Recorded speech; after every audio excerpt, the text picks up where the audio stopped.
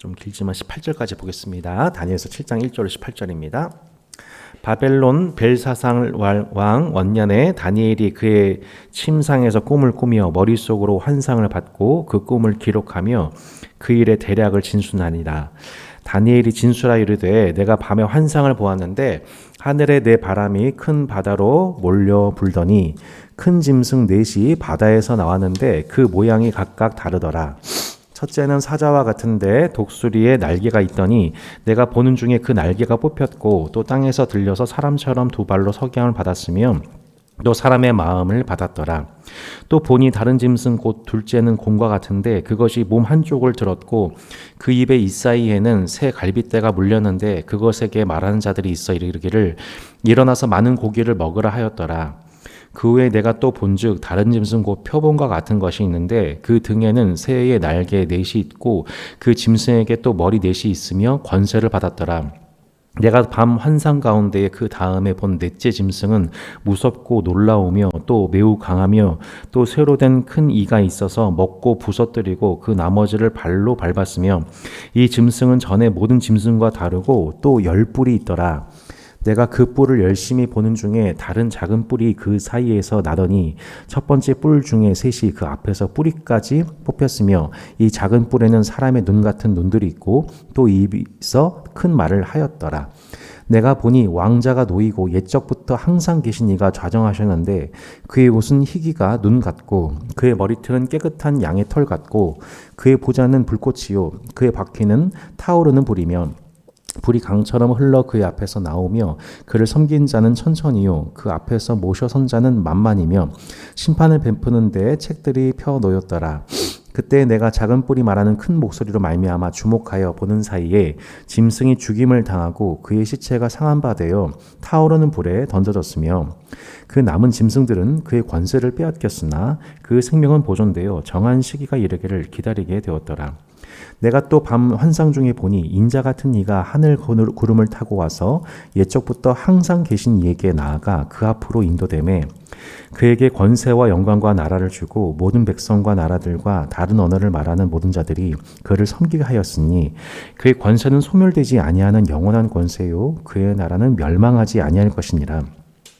나 다니엘이 중심에 근심하며 내 머릿속에 환상이 나를 번민하게 한지라. 내가 그 곁에 모셔 선들 하나에게 나아가서 이 모든 일의 진상을 물으매 그가 내게 말하여 그 일의 해석을 알려주며 이르되 그 네 큰 짐승은 세상에 일어날 네 왕이라. 지극히 높으신 이의 성도들이 나라를 얻으리니 그 누림이 영원하고 영원하고 영원하리라. 아멘. 여러분 우리 그 팀 켈러 목사님 혹시 기억하시는지요? 네. 실제적으로 다산따산 교회는 이 팀 켈러 목사님을 뗄릴 수 없는 교회이죠. 왜냐하면은 목사님께서 리디머 교회를 개척하시고 이 복음 중심적 분립 개척, 교회 개척에 대한 꿈을 국내외로 펼친 그 결과 약 100교회 정도를 국내외에 분립 개척을 하신 교회로 유명하지 않습니까?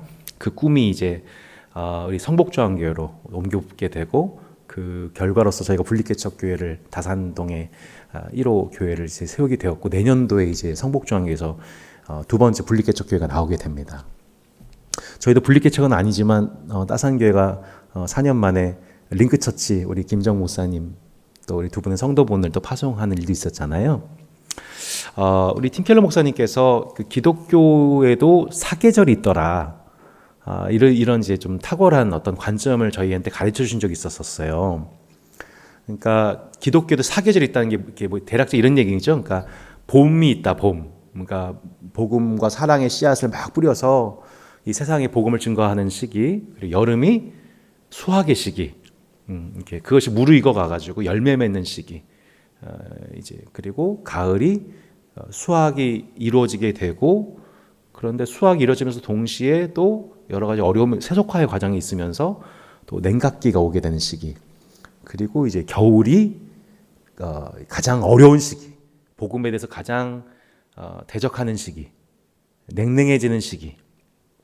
어쩌면 지금 한국 교회는 가을 혹은 겨울의 계절에 좀 중반에 있지 않나 그리고 이제 새로운 또 봄의 시기를 준비해야 되는 때가 아닌가라는 생각을 목사님들과 나눴던 적이 있습니다.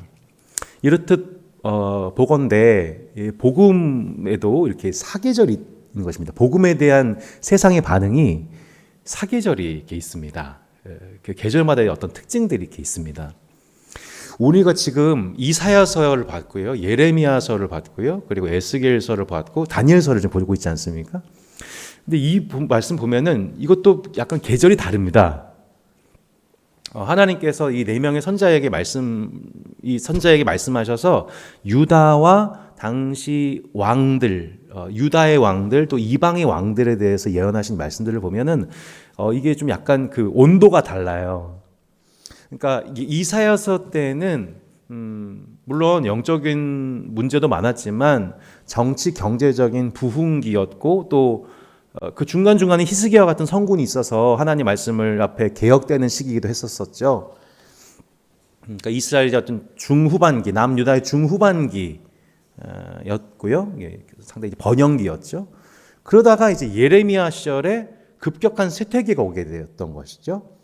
예레미야 때 이제 너희가 이제 하나님의 범죄함으로 이 성전이 무너지게 될 거다. 우리가 바벨론의 포로가 될 거다. 쇠퇴기 예언이 있었습니다. 그러다가 이제 에스겔서 때는 실제로 에스겔이 하나님의 말씀을 어디서 전했냐면 받고 전했냐면 실제로 포로가 되어서 끌려간 시기, 이 징계기죠. 이때 그발강가에 열린 하나님의 환상을 받아서 하나님 말씀을 전했던 것이 에스겔이었고요. 또한 그 포로기 때 1차 때 포로를 끌려갔던 사람이 다니엘이고 2차 때가 에스겔이란 말이에요. 근데 1차 때 끌려갔던 포로된 자 중에 이 다니엘이라고 하는 우리가 잘 아는 그래서 이제 느부갓네살 왕, 바벨론 왕에서 옆에서 탁월한 청년으로서 신하로서 보좌했던 그러니까 이제 바벨론 왕 그리고 메대 왕 그리고 메대 바사 왕까지 3개국에서 총 4명의 왕을 60년 동안 섬겼던 탁월한 정치 지도자였던 이 다니엘. 이 다니엘은 그러면 어떤 시기에 해당되는 어떤 계절에 해당되는 사람인가 했었을 때 다니엘은 물론 시기적으로는 에스겔과 비슷한 시기지만 하나님께서는 그 다니엘에게는 특별히 그 바벨론 메데 바사 페르시아라고 하죠. 페르시아 시기까지 총 3개 왕국에서 걸친 시기에도 속한 사람이기도 했지만 더 나아가서 앞으로 있게 될 대대적인 기독교 박해기, 정확하게 하면 유대교 박해기죠. 대대적인 유대교 박해기가 이를 것에 관한 말씀을 예언한 선자라고 볼 수가 있는 것입니다. 그러니까 계절이 완전히 다른 거죠. 예, 지금 봄과 여름과 가을을 지나 앞으로 지금 가을도 이제 냉각기가 왔는데 앞으로 더 혹한기가 온다는 거예요. 여러분 이번 겨울 두려우시죠, 그죠? 벌써 너무 추운데 이번에 만만치 않은 이제 혹한기가 온다는 어떤 예보들이 있어요. 이제 둘 중에 하나라고 하죠. 너무 덥거나 뭐 너무 춥거나 여하튼 이 혹한기가 올 것에 유대교 혹한기가 올 거다. 하나님의 백성들에게 혹한기가 올 것이다에 관한 예언과 환상이 다니엘서였던 거예요. 그러니까 이 말씀을 보면 예사롭지가 않습니다. 근데 이 말씀을 어떻게 담아냈냐면 실제로 바벨론 포로가 되었던 그 시절에 이 말씀이 쓰여진 것이 아니라 주전 2세기경에 정말로 혹한기가 온 거예요. 좀 이따 설명드리겠지만 에피파네스라고 하는 아주 그 가증한 왕이 일어나서 이 에피파네스라는 왕이 나중에 이제 언제 등장하게 되냐면은 한참 이제 헬라 제국 시기에 알렉산더 대왕 그리고 네 왕국 시기 또 남방 북방 왕국 시기 직후에 등장한 왕이 에피파네스라고 하는 왕인데 그 에피파네스라는 왕이 스스로 그 이름이 원래 에피파네스가 아니에요. 근데 그 스스로 이름을 에피파네스로 지은 사람이죠. 근데 에피파네스가 무슨 뜻이냐면 하나님이 성육신 하셨다는 뜻이에요. 이해가 됩니까? 예, 그러니까 내가 하나님이다. 내가 하나님인데 인간이 된 하나님이야 라고 외친 하나님 보시 가장스러운 왕. 그래서 아주 아주 끝판왕 느부갓네살은 약과였고, 이제 오늘 보게 될 아주 그 끝판왕, 자칭 신격화하는 왕들 중에 끝판왕이 등장하게 되면서 어마어마한 유대교단 박해와 배교자들이 출몰하는 시기가 오게 돼요. 이때 쓰여진 책이 다니엘서인 거예요. 이 배경쯤에. 이해가 되시죠? 대규모 우상숭배, 배교가 일어나고 있던 이 시기 때, 이 시기, 지금 우리 이 시기 때에 일어나게 될 일에 대해서 이미 수백 년 전에 바벨론 포로가 되었던 우리의 신앙의 선배 중에 다니엘이라는 사람이 이미 이 박해기 때 어떻게 하나님의 사람으로서 자신의 정체성을 지켜야 되는지를 보여준 책이 있다. 그 역사가 있다. 팩트가 있다. 그러니까 우리 지금 배교 막 하고 있고 대규모로 막 집단적 배교하고 막 에피파네스한테 굴복하는데 그러면 안 된다. 에피파네스의 원조격인 느부갓네살을 어떻게 대했는지, 벨사살 앞에서 어떻게 자신의 정체성을 지켰는지에 믿음의 선배들의 간증이 있다. 이거 독려하려고 주신 책이 다니엘서였던 거예요. 이해가 되시죠?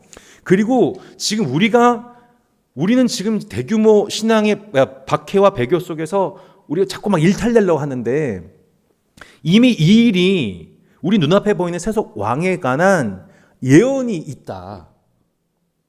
이게 환상을 통해서 이미 다니엘에게 봤다. 다니엘은 그 환상이 뭔지 제대로 이해 못했지만, 우리는 지금 역사 속에서 놀랍게도 다니엘을 통해서 주신 예언과 환상이 그대로 이루어지고 있는 것을 보고 있지 않냐. 그러니까 이거는 너 눈앞에 있는 왕 두려우면 안 된다. 굴복하면 안 된다. 배교하면 안 된다. 왜냐하면 이건 이미 예견된 일이다. 조금만 더 견디자. 이 책인 거예요. 이게 뭐예요? 다니엘서인 겁니다. 그러니까 이 맥락을 이해하고 다니엘서를 전체를 봐야 돼요. 왜 이 책이 주전 2세기경에 쓰여진 책이고 주어졌는지.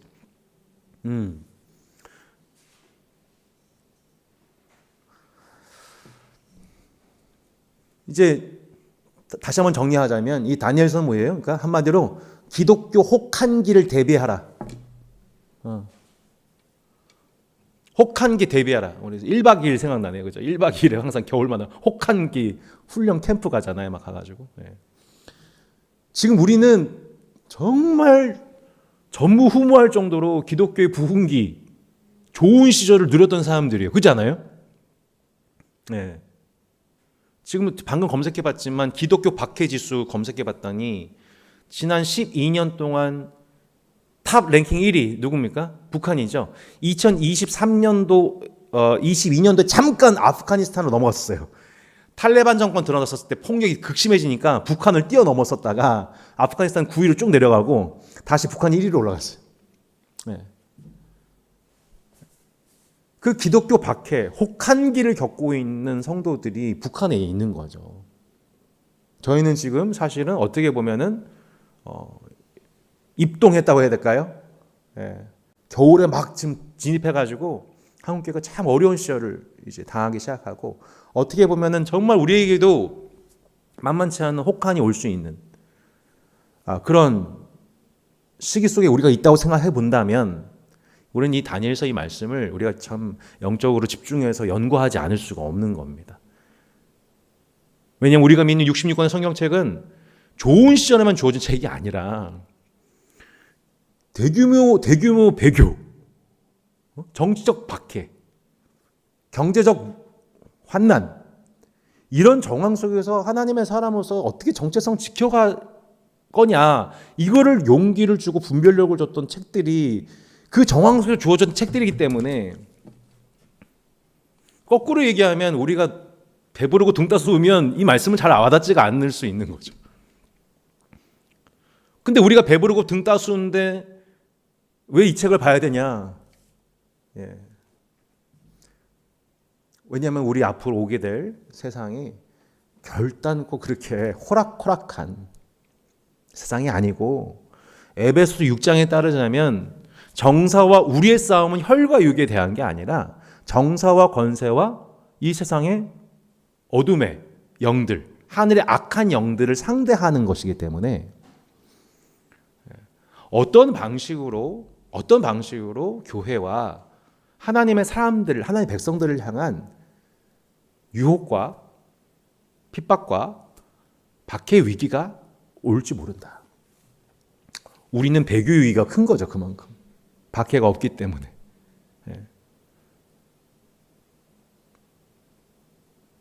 그 위기 속에서 주어진 책이 바로 다니엘서예요. 그래서 우리가 다니엘서를 봐야 되는 거죠. 그래서 오늘 제목이 다니엘서 편식하지 않기입니다. 이 편식이라는 말이 무슨 뜻이냐면, 우린 다니엘 하면은 다 어떤 책이 기억나면 다니엘 모모법, 이제 말씀드리겠습니다. 이렇게 다니엘 하면 뭐가 떠오르냐면은 하나님이 지식과 학문과 재능, 심지어 거기다 빼어난 외모, 그리고 탁월한 언어 구사 능력, 뭐 하나 부족함이 없는 사람으로서 우리 인재를 키워야 된다.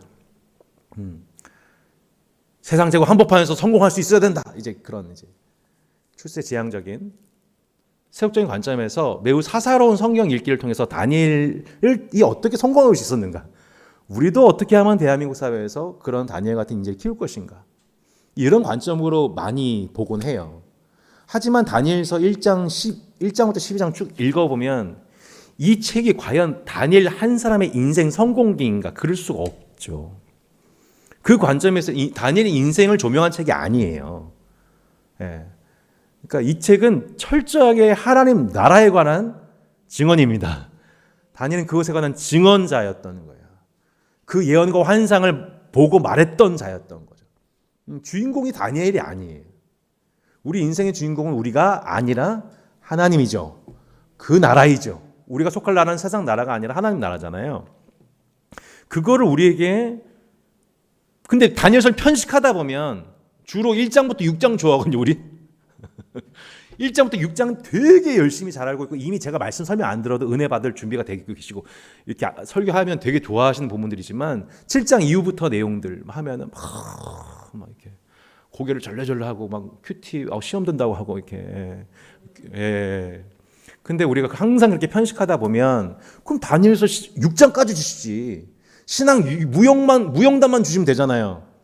그렇지 않아요?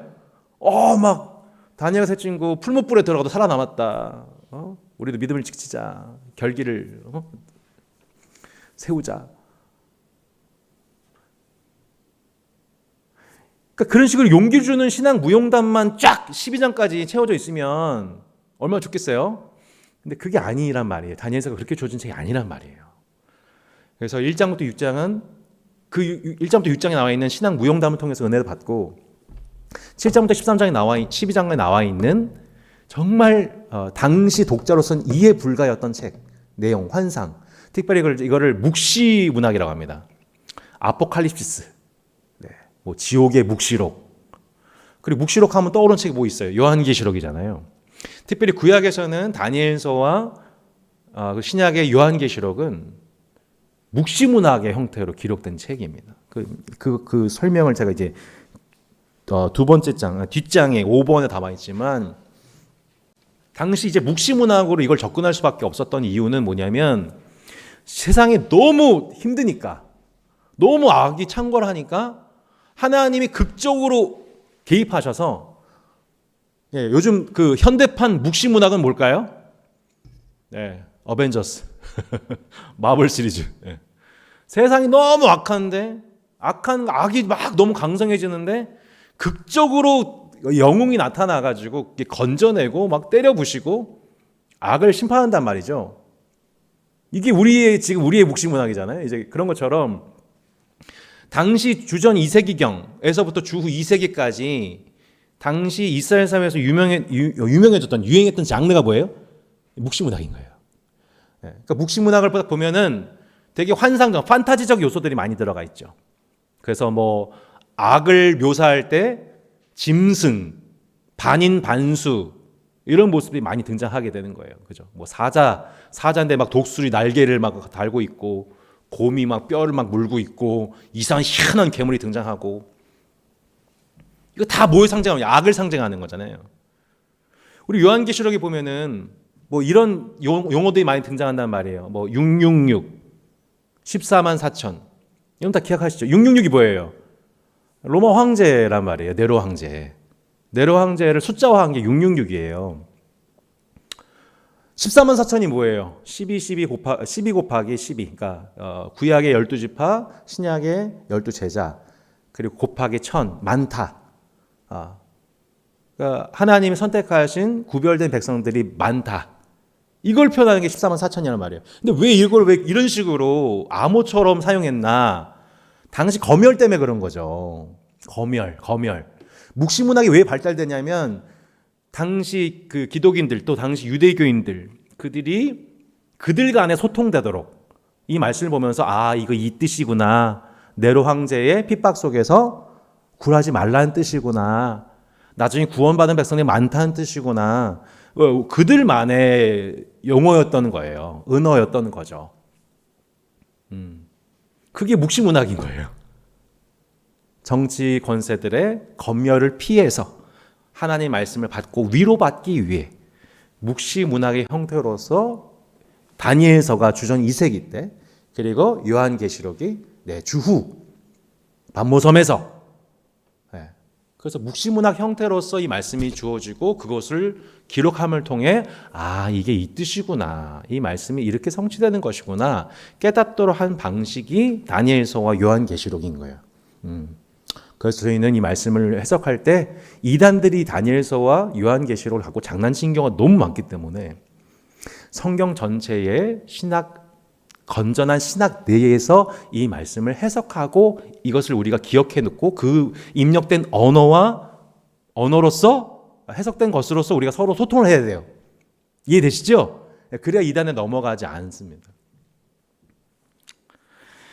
자, 다시 이제 보겠습니다. 다니엘서 편식하지 않기입니다. 자, 다니엘은 하나님이 심판하신다라는 뜻입니다. 진짜 다니엘서 12장 1장부터 12장의 내용을 총 압축 요약한 메시지가 다니엘이라고 하는 이름 안에 다 들어가 있어요. 진짜 이 다니엘서 결국 뭘 얘기하고 싶냐면 하나님이 세상 심판하신다는 얘기예요. 세상의 악을 그리고 그 악과 동조한 세상의 모든 왕들 심판하신다 내용이 다니엘서입니다. 그래서 결국 이제 바벨론, 메데, 페르시아 이 3대 이제 궁정의 정치 지도자로서 60년 동안 세 왕국을 4명의 왕을 섬겼던 사람이 다니엘인데 결국 다니엘은 계속해서 하나님의 나라를 예언하고 환상하면서 보여주는데 세상의 왕들은 어떻게 돼요? 망해요. 심판받아요. 물론 약간 왕들마다 약간 반응이 약간 다르지만 그렇게 이방의 정치 지도자들과 포로된 유대인들 향해선 예언자로 선 사람이 바로 다니엘이었습니다. 결국 다니엘서 기록 목적은 세상 왕국의 흥망성쇠는 하나님의 주권과 의지에 달린 거고 영원한 왕국은 오직 하나님 나라 외에는 없다는 걸 보여준 책이에요. 그리고 세상 제국들이 하나님의 백성들을 시험하고 핍박할 때 성도가 어떻게 처신해야 하는지를 보여준 책이 다니엘서로 볼 수가 있는 거예요. 그러니까 이 두 가지 교훈을 얻기 위해서 저희는 다니엘서를 봐야 하는 거예요. 자, 첫 번째 다니엘서 맛보기 1장부터 12장에 있는 내용을 잠깐 이제 쑥 한번 살펴보면 우리 1장은 너무 잘 아는 내용이죠. 다니엘과 세 친구 소개를 해주고 있고요. 왕국 에피소드를 다루고 있어요. 바벨론식의 이름 개명당한 다니엘과 세 친구. 근데 어느 날 바벨론 왕궁에서 왕의 사내진미 포도주를 차려줬는데 다니엘이 갑자기 이름도 바꿨잖아요. 근데 그거는 별로 이렇게 항명 안 하고 갑자기 나 안 먹겠다는 거예요. 거의 뭐 빕스 프리미엄급이었을 텐데 말이죠. 왜 안 먹느냐 그러니까 자기를 더럽히지 않으려고. 아니 먹는 거 마시는 게 자기를 더럽히는 건가? 아마 유대인 입장에서 부정한 음식이 있었거나 혹은 그 음식과 포도주는 아마도 나는 바벨 신에 속한 자입니다. 우리가 예수님께 속한 자인 거 어떻게 표현해요? 성찬식 타잖아요. 그러니까 바벨론식 성찬식이었던 거죠.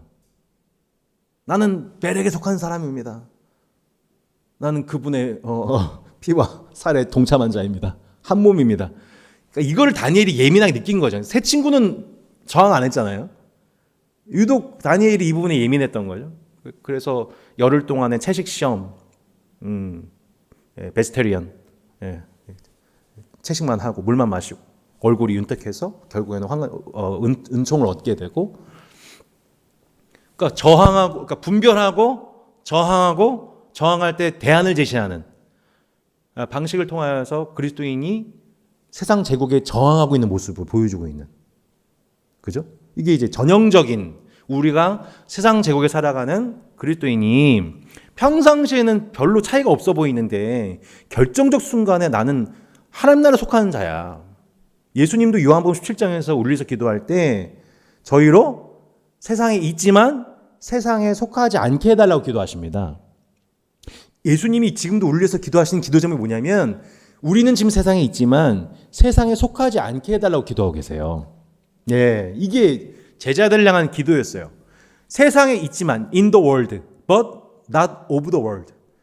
예, 세상에 있지만 세상에 속하지 않은 자. 누구예요? 예수님이 그랬잖아요.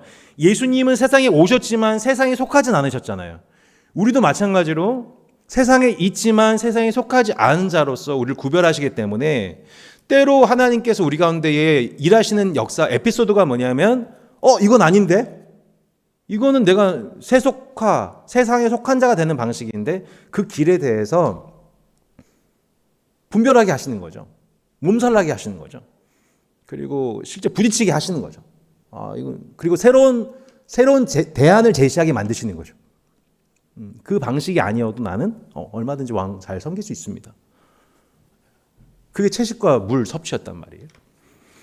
그렇게 이제 1장 얘기는 이제 하면서 하나님이 다니엘에게 주셨던 은혜가 뭐였냐면은 1장 그 서두는 일단 이해를 해야겠죠. 서두 1장에 17절과 17절에 보시면 하나님이 내 소년에게 학문을 주시고 모든 서적을 깨닫게 하시고 지혜를 주셨으니 다니엘은 모든 환상과 꿈을 깨달아더라.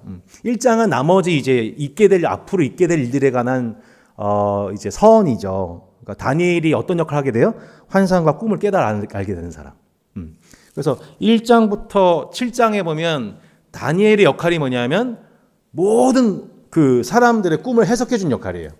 그 1장부터 7장 내용이에요.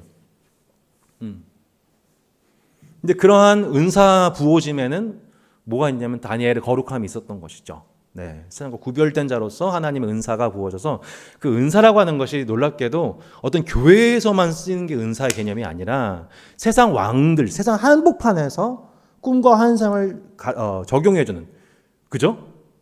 범우주적인 은사예요. 예. 교회 안에서만 은사가 아니에요. 그러니까 하나님 나라에 관련된 모든 하나님 나라가 열려질 수 있도록 하나님들의 주신 범우주적인 은사, 예. 그 꿈과 환상을 해석할 수 있는 은사가 주어진 거죠. 그래서 1장부터 7장은 다니엘이 남의 꿈을 해석해 주는 내용이고 8장부터 12장은 뭐냐면 천사가 다니엘의 꿈을 해석해 준 장면이에요. 이렇게 기억해 볼 수가 있어요. 1장부터 7장은 이방인들이 하나님의 주권을 깨닫게 된 내용이고 8장부터 13장은 성도들이 다니엘이 하나님의 주권을 알게 된 내용이에요. 그래서 1장부터 7장 내용은 교과서적인 승리주의 신앙을 얘기하고 있고 7장부터 12장에는 뭐냐면 악의 제국에 맞서는 성도들의 저항과 패배, 쇠락, 고난의 경험을 얘기하고 있어요. 1장부터 7장의 경험만 있으면 얼마나 좋을까요? 그죠? 승승장구만 한다면. 하지만 다니엘과 세 친구는 뭐라고 해요? 그리 아니하실지라도. 풀무불에 던져졌을 때 하나님이 우리를 구원하실 것을 믿지만 그리 아니하실지라도 주님 섬기겠습니다. 그러니까 우리한테 내가 원하지 않는 고난과 더 나아가서 죽음, 순교가 할지라도 하나님은 선하십니다. 예, 이거를 받아들이는 신앙인 거죠. 실제로 주전 2세기경에 그리 아니하실지라도 하나님 따르겠습니다라고 신앙 고백한 사람들이 그 시기에 남은 자로서 구별되어 있었던 거죠. 많은 이들은 뭐예요? 그러시면 안 되는데? 그리 아니하실지라도가 아니라 무조건 해주셔야 되는데 그 신앙의 노선을 따라다가 배교를 하게 되는 거예요. 네.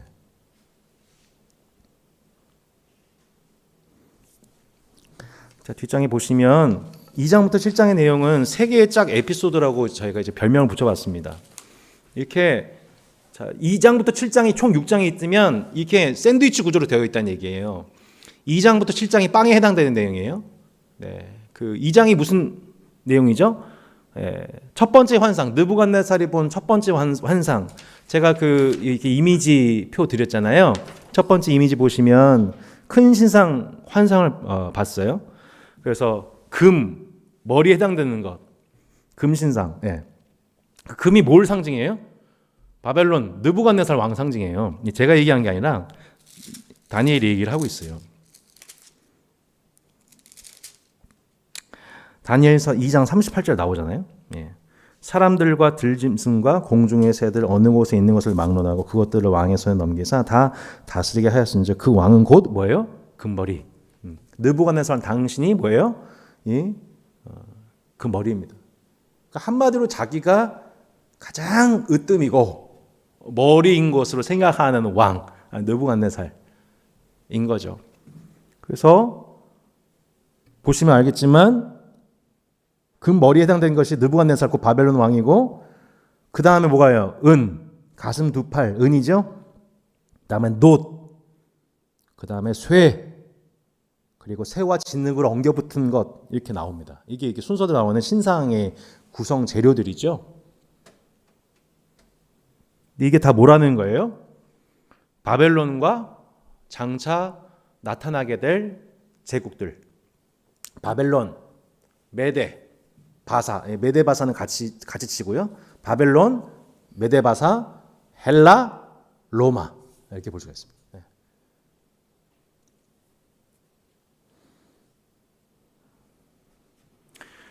그러니까 놀랍게도 다니엘은 장차 있게 될 이 세상 제국의 모습을 우상으로 환상을 통해서 확인하게 되고 이 세상 제국에 대해서 하나님이 어떻게 심판하시느냐 했었을 때 2장 44절로 45절에 나와 있죠. 2장 44절 45절. 이 여러 왕들의 시대에 하늘의 하나님이 한 나라를 세우시니 이것은 영원히 망하지도 아니할 것이요 그 국권이 다른 백성에게로 돌아가지도 아니할 것이요 도리어 이 모든 나라를 쳐서 멸망시키고 영원히 설 것이라. 45절 같이 보겠습니다. 손대지 아니한 돌이 손에서 나와서 새와 놋과 진흙과 은과 금을 부서뜨린 것을 왕께서 보신 것은 크신 하나님이 장래일을 왕께 알게 하신 것이라. 이 꿈은 참되고 이 해석은 확실하나이다. 손대지 아니한 돌이 어떻게 온대요? 뜨인 돌이라고 하죠. 돌이 날아와서 신상을 박살낼 거다. 이 세상 제국을 박살낼 거다. 곧 사람이 왕이 스스로가 머리인 줄 알고 자신의 권세가 영원할 것이라고 생각하는 제국. 자신의 폭력과 불의로 백성들을 다스리고 군림하면서 그들에게 피를 요구하는 세상 제국은 하나님의 나라가 등장해서 하나님 나라의 뜨인 돌이신 분이 손대지 아니한 돌이 날아와서 이 신상을 완전히 박살낼 거다. 아주 강력한 메시지죠. 이 손대지 아니한 돌에 대해서 누가복음 20장 17절 18절에 보면 그 정체가 나와요. 누가복음 20장 17절로 18절. 손대지 3번에 보시면 손대지 아니한 돌 인자 같은 이의 정체가 나오죠. 누가복음 20장 17절로 18절에 보면 이렇게 나옵니다. 한번 읽어보실까요? 20장 17절로 18절. 그들을 보시며 이르시되 그러면 기록된 바 건축자들의 버린 돌이 모퉁이의 머릿돌이 되었느니라 함이 어찌미냐. 18절 같이요.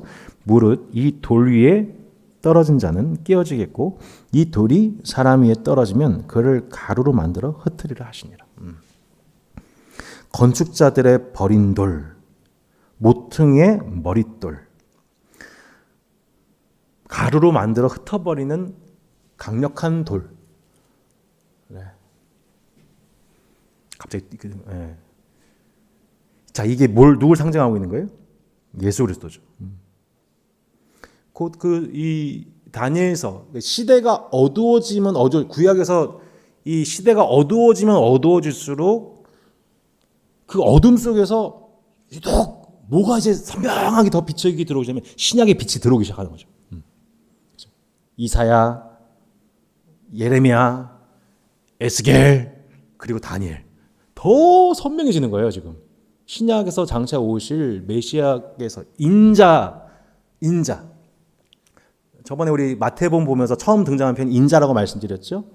그 인자의 원조 표현이 어디 등장하면 다니엘에서 나오는 거죠. 네. 7장 그 13절에 확인할까요? 7장 13절에 보시면 아까 맨 처음 봤던 말씀인데 7장 13절에 보시면 이렇게 등장합니다.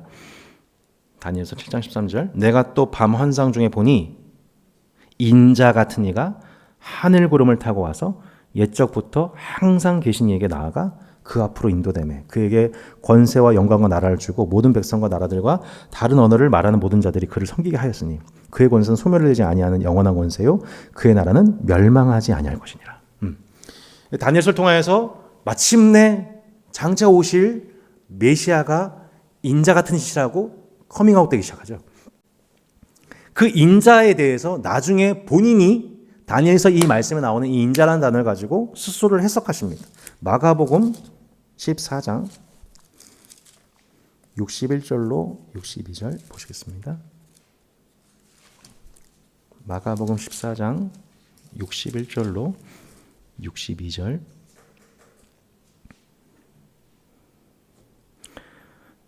침묵하고 아무 대답도 아니하시거늘 대제사장이 다시 물으리되 내가 찬송받을 이의 아들 그리스도냐. 예수께서 이르시되 같일까요? 내가 그니라. 인자가 권능자의 우편에 앉은 것과 하늘 구름을 타고 오는 것을 너희가 보리라 하시니.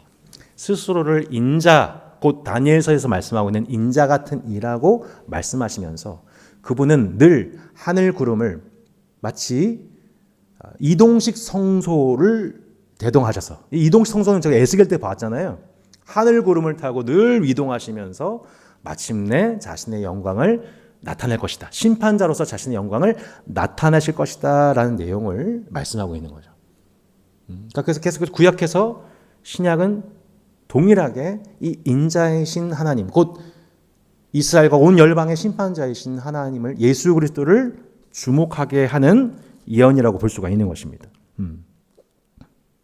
자, 그렇게 2장과 7장은 그 샌드위치의 빵과 같아서 앞으로 오게 될 세상 제국이 손대지 아니한 도리신 또한 인자 같으신 이에 의해서 완전히 박살나게 된다.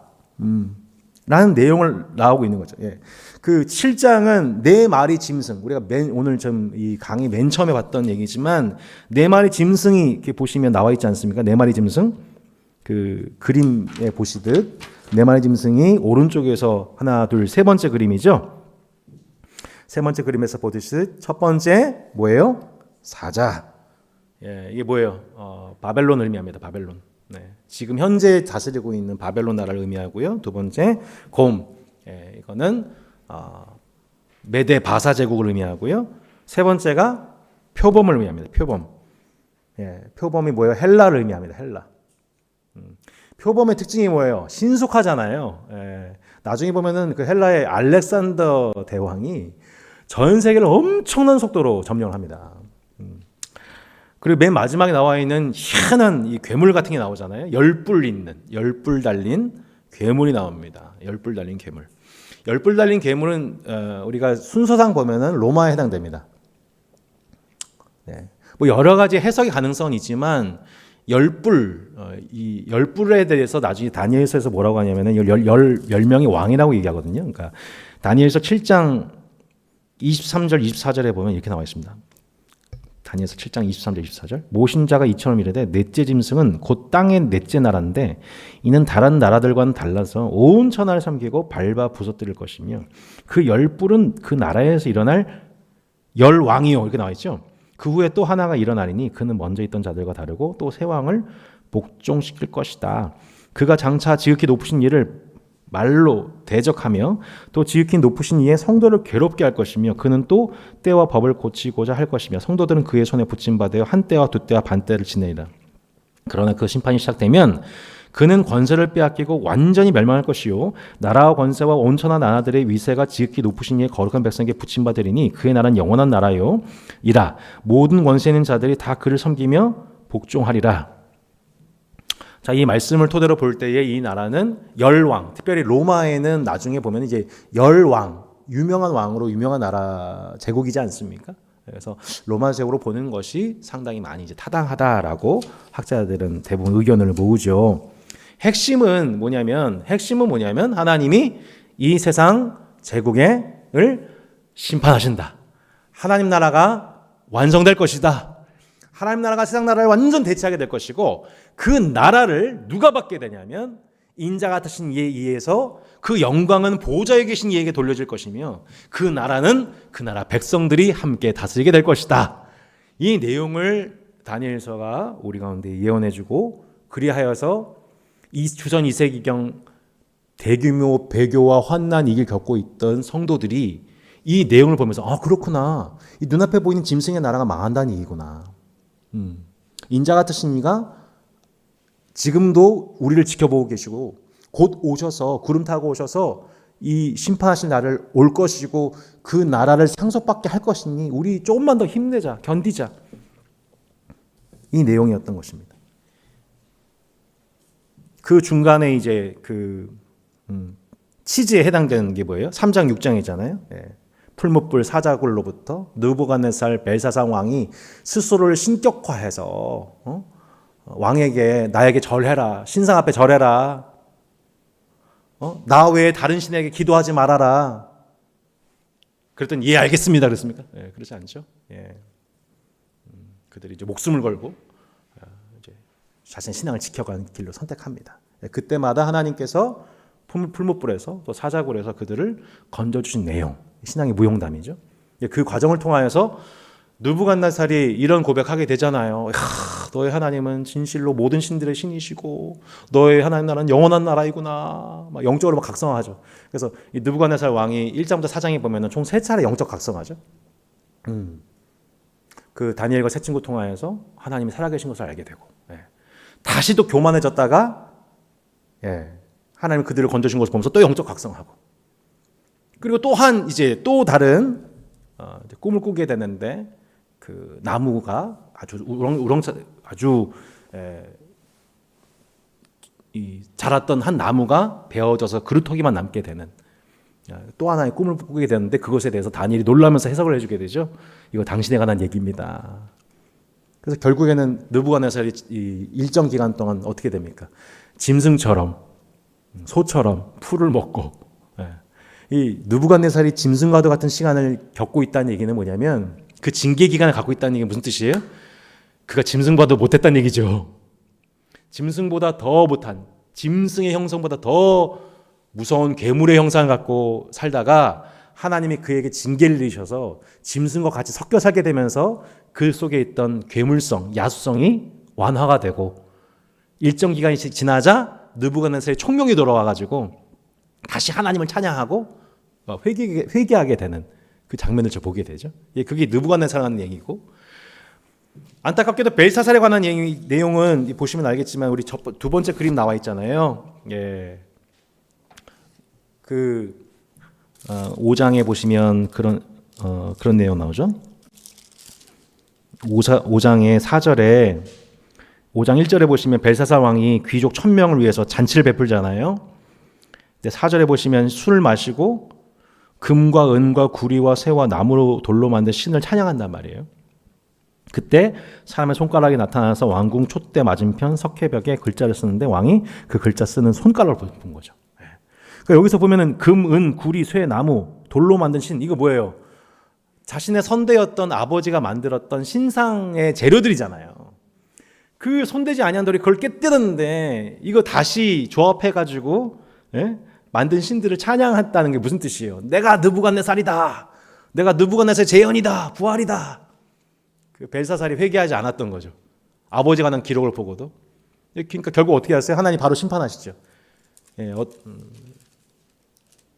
갑자기 손가락이 나타나서 석회벽에 글자를 쓰기 시작하는데 그 손가락의 그 내용이 뭐예요? 25절에 기록된 글자는 이것이니 곧 메네메네 데겔 우바르신 그 글을 해석하건대 메네는 하나님이 이미 왕의 나라의 시대를 세워서 그것을 끝나게 하셨다.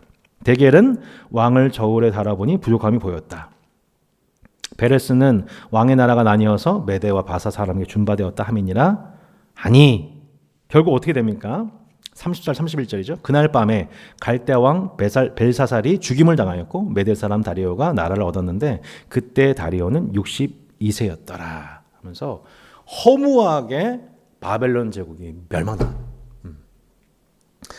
그나마 하나님 앞에 영적으로 각성했던 느부갓네살은 하나님을 찬양하다가 이제 그 인생이 마무리가 되고 왕위를 물려주게 되는데, 벨사살 왕은 선대의 죄를 돌이키지 않자 하나님이 바로 이 또 다른 환상을 통하여서 그를 바로 심판하시고 그 문명이 끝나버립니다. 허무하게.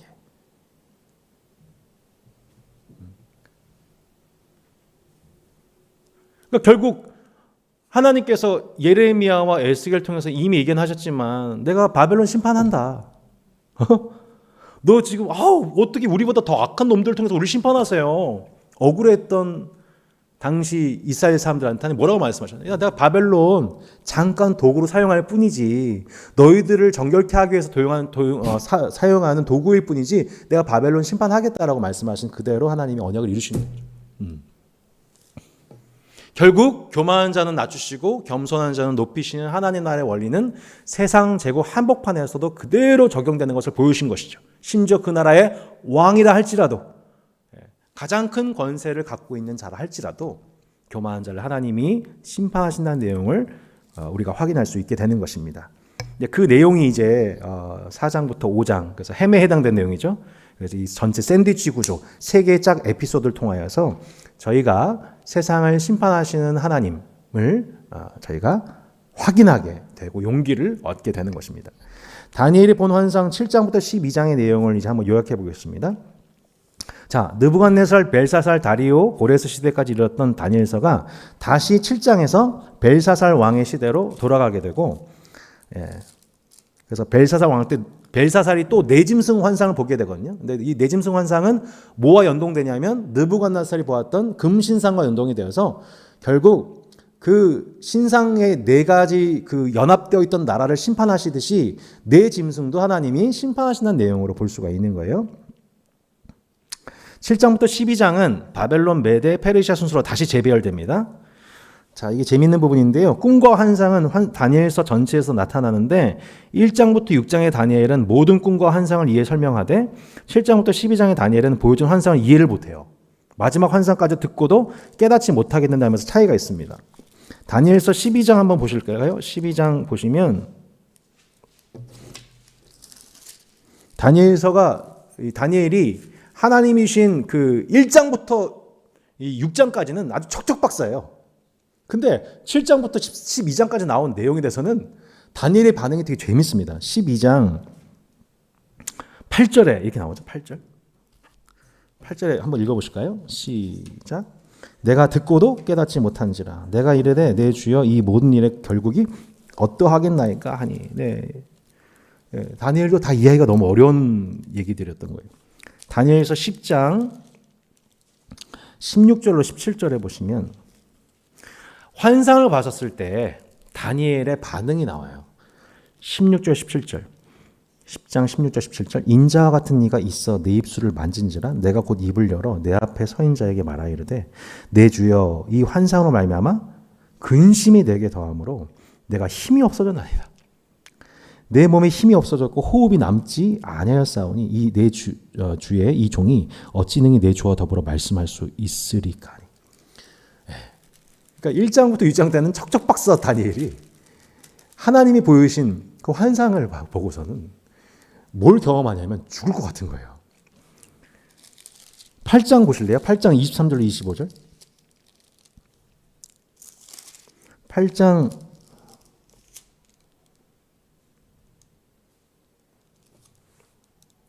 27절 보시겠습니다. 이에 나 다니엘이 어땠대요?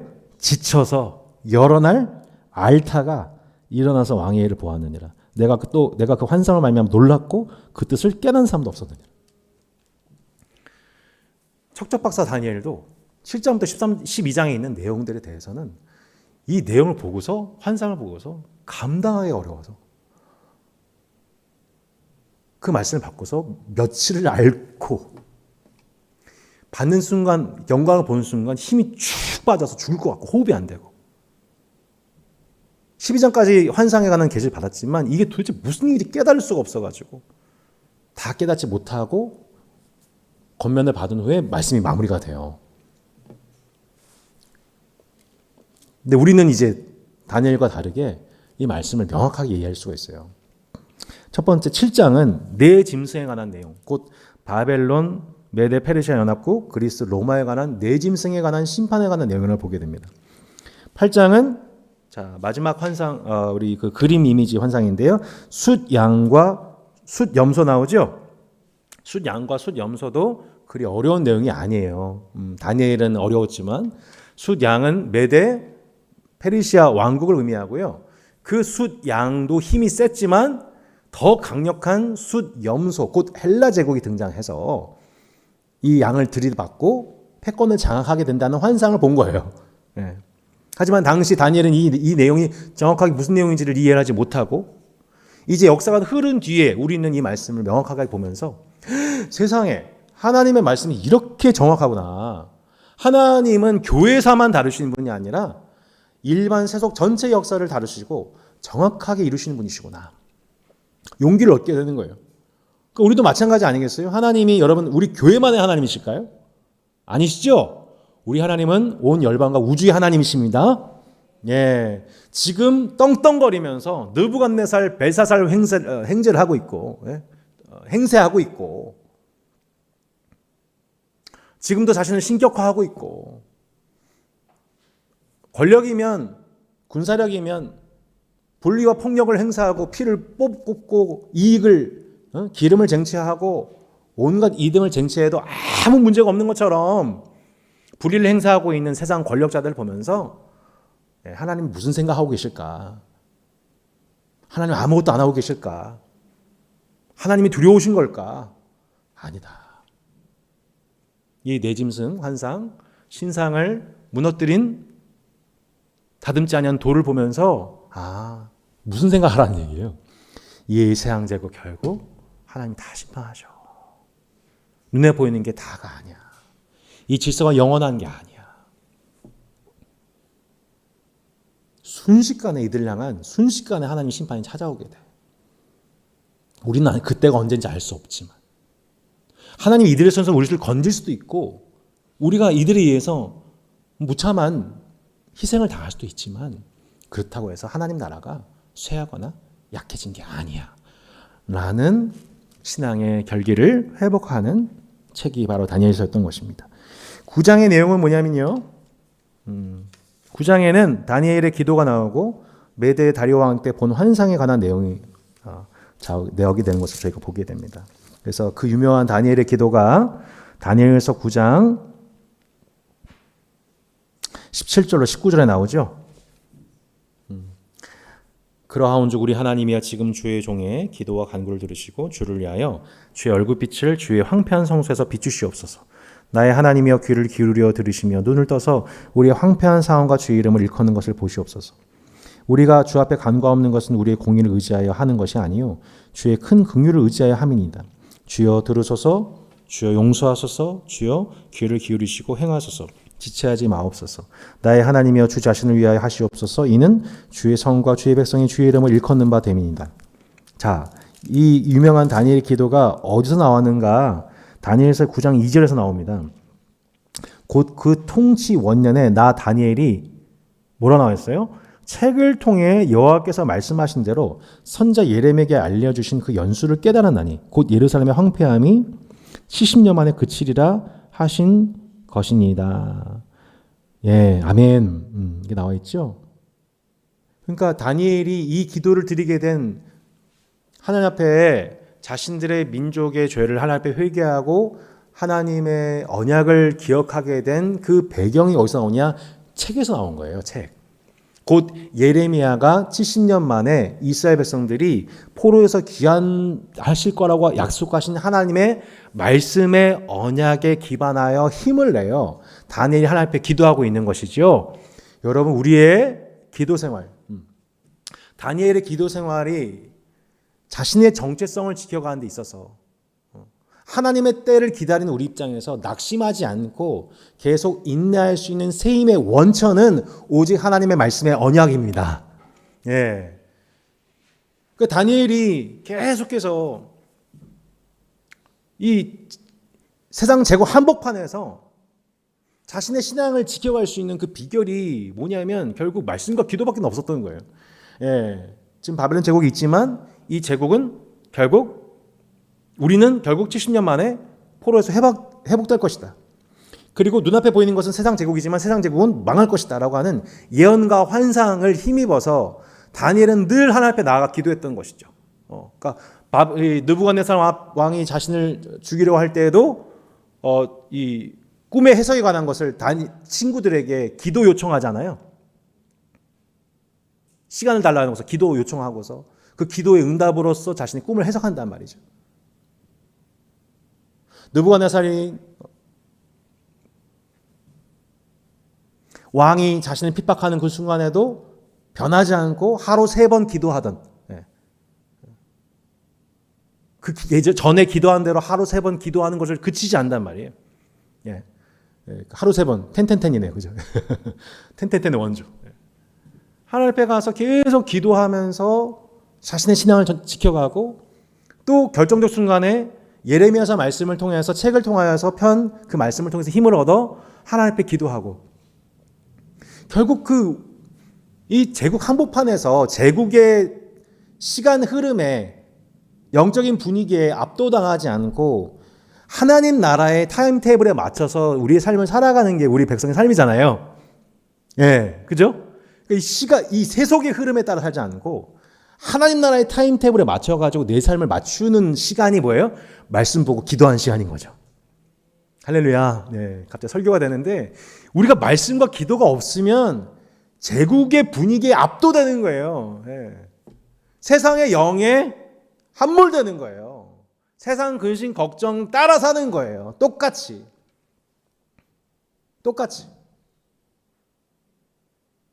근데 내 인생 사관 중심이 아니라 이 대한민국 세속 역사의 흐름이 아니라 시작과 끝이 되시고 알파와 오메가가 되시고 이미 오셨고 다시 오실 그 하나님 나라의 역사관 속에서 우리가 그 역사에 맞춰 그 타임테이블에 맞게 내가 지금 뭘 해야 할지, 내가 뭘 지금 집중해야 할지를 하나님이 내게 요구하신 순종이 무엇인지를 분별하여서 그 하나님 나라의 타임테이블에 맞춰 살 수 있게 하는 그 가장 강력한 능력은 결국 말씀과 기도인 겁니다.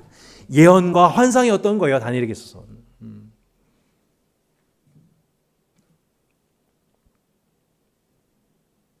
우리는 그거 배우는 거예요. 지금 우리 이 땅에서. 마지막 10장부터 12장의 내용은 페르시아, 그리스, 그리고 그리스 남북 분열 왕조, 그 후 이제 세상의 마지막 때에 관한 예언이죠. 그러니까 이 얘기를 들었을 때 다니엘이 그걸 이해를 할 수가 없죠. 알렉산더 대왕이라는 왕이 출몰해서 표본과 같이 온 세상을 점령하고, 근데 알렉산더 대왕 죽으니까 후계자가 없잖아요. 감당할 수 있는 사람이 없는 거예요. 그러니까 나라가 내조하게 나고 그 중에서 남방과 북방왕이 등장을 해서 이제 서로 다투다가 결국에는 맨 마지막에 등장한 거의 느부갓네살 끝판왕 에피파네스가 등장을 합니다. 아까 말씀드렸죠? 에피파네스에 관한 말씀만 보고 이제 마무리할 텐데요. 에피파네스에 관한 성경 예언이 8장 25절, 자 23절로 25절에 일단 나옵니다. 이 내 나라 마지막 때에 반역자들이 가득할 즈음에, 그죠? 반역자들이 많아진다는 거. 이때 한 왕이 일어나리니, 에피파네스예요. 그 얼굴은 뻔뻔하며 속임수에 능하며 그 권세가 강할 것이나 자기 힘으로 말미암은 것이 아니며 그가 장차 놀랍게 파괴 행위를 하고 자의로 행하여 형통하며 강한 자들과 거룩한 백성을 멸하리라. 그가 꾀를 베풀어 제 손으로 속임수를 행하고 마음에 스스로 큰 체하며 또 평화로운 때에 많은 무리를 멸하며 또 스스로 서서 만왕의 왕을 대적할 것이라. 그가 사람의 손으로 말미암지 아니하고 깨지리라. 라고 첫 번째 예언이 나옵니다. 그리고 본격적인 예언이 11장 36절로 39절에 나오는데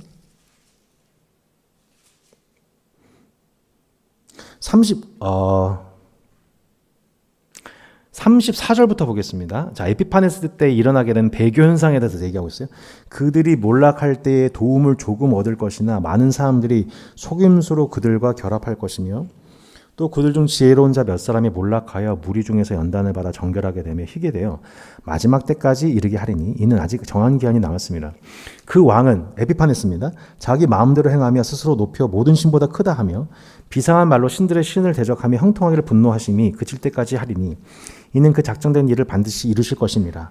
그가 모든 것보다 스스로 크다 하고 그의 조상들의 신들과 여자들이 흠모하는 것을 돌아보지 아니하며 어떤 신도 돌아보지 아니하고 그 대신에 강한 신을 공경할 것이요 또 그의 조상들이 알지 못하던 신에게 금은 보석과 보물을 들여 공경할 것이며 그는 이방신을 힘입어 크게 견고한 산성들을 점령할 것이요 무릇 그를 안다는 자들에게는 영광을 더하여 여러 백성을 다스리기도 하며 그에게서 뇌물을 받고 땅을 나눠주기도 하리라. 이것이 이제 에피파네스의 정체.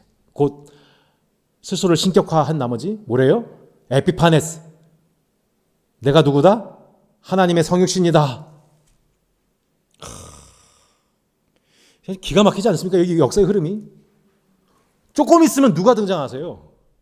성육신 하신 하나님, 진짜 하나님, 인자 같으신 이가 등장하기 직전에 내가 하나님이야, 내가 인간이 된 신이야 라고 가짜 모조품 왕이 등장하는 모습. 여러분, 이 모습이 결코 주전 2세기만의 모습은 아닙니다. 예수님 오시기 전에 어떤 현상이 나타나는데요? 내가 그리스도다 라고 말하는 이만희를 비롯한 수많은 거짓 선지자들이, 거짓 선생들이 이 땅에 있을 것이다.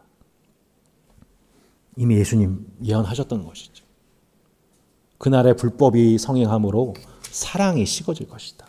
그때의 전쟁과 기근과 핍박이 더해지고 사람들끼리 서로 미워하고 잡아 죽이고 팔아넘기고 고소한 일들이 많아질 것이다 라고 말씀하셨죠. 이 모든 것이 말세의 시작이라고 말씀하셨죠. 지금 우리가 예수 그리스도의 초림과 재림 사이에 그 말세 중에 이미 우리는 들어와 있고 살아가고 있는 것이죠. 지옥의 질서와 또한 이미 이 땅에 임한 천국의 질서가 함께 혼재하면서 이 천국의 권세와 지옥의 권세가 서로 맞짱 뜨고 있는 기간을 보내고 있는 거예요, 저희가.